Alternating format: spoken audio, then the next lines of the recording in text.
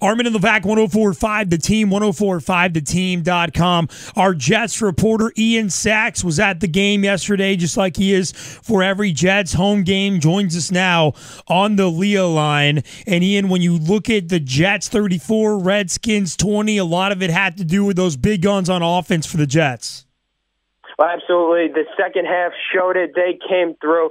Chris Ivory, of course, 146 yards on 20 carries, one score. Brandon Marshall also hitting the century mark, 111 yards, one touchdown. And then, of course, Eric Decker rounding out the big three for Gang Green, 59 yards, one touchdown. The three of them all responsible for three of the four Jet touchdowns, and you see that they win by 2 scores.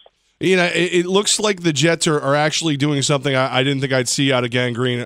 They're trying not to beat themselves. They're playing smarter football.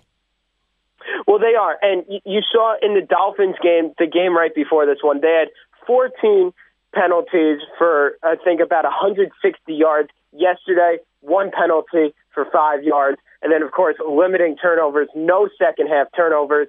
The Redskins capitalized on the Jets for 3 first-half turnovers, got scores out of all 3, no second-half turnovers, and the Jets pull away from Washington. Ian Sachs, our Jets reporter with Armin and Levac, 104.5 The Team. He was at the game yesterday, interviewed Coach Bowles and several players as well. Jets 34, Redskins 20. And Ian, the Jets have this just gigantic defensive line. Were they able to utilize that to the best of their ability in this game?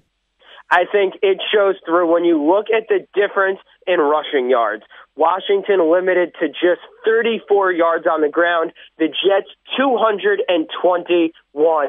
That huge difference there. You see it in the score. The Jets preventing Washington from getting anything going on the ground. You even look at Washington's star Alfred Morris, 11 carries, just 21 yards for an average of less than 2 yards per carry.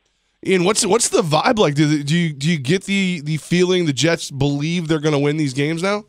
Well, I think, especially listening to Ryan Fitzpatrick yesterday, he really seemed to think that the team made a big improvement yesterday, being able to bounce back, being resilient, turning the ball over 3 times in the first half, making the corrections at halftime, and then moving forward, scoring on each of their first, I think, 4 possessions of the second half to build up that lead. 24 unanswered points for the Jets, and then they just ran away, building up a 21-point lead. And then, of course, Washington scoring the touchdown at the end. That didn't really matter. Ryan Fitzpatrick stressed after the game. This was a big step in the right direction. 104.5 The Team, Jets reporter Ian Sachs. Ian, what is Todd Bowles' demeanor like? You've been around him a lot now. Can you explain to us, after now this team being 4-1, how does he carry himself? How was he after the game?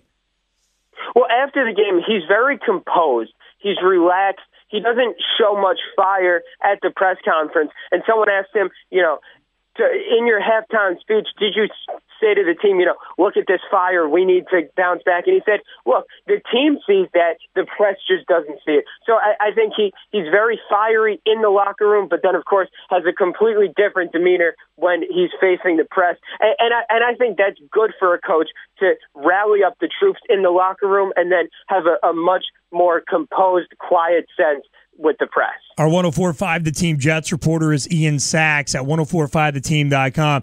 He has the 5 takeaways you should know from Jets 34, Redskins 20. Ian, great job. We'll do it again next week. Definitely. Sounds good. Thanks, Armin and Levac.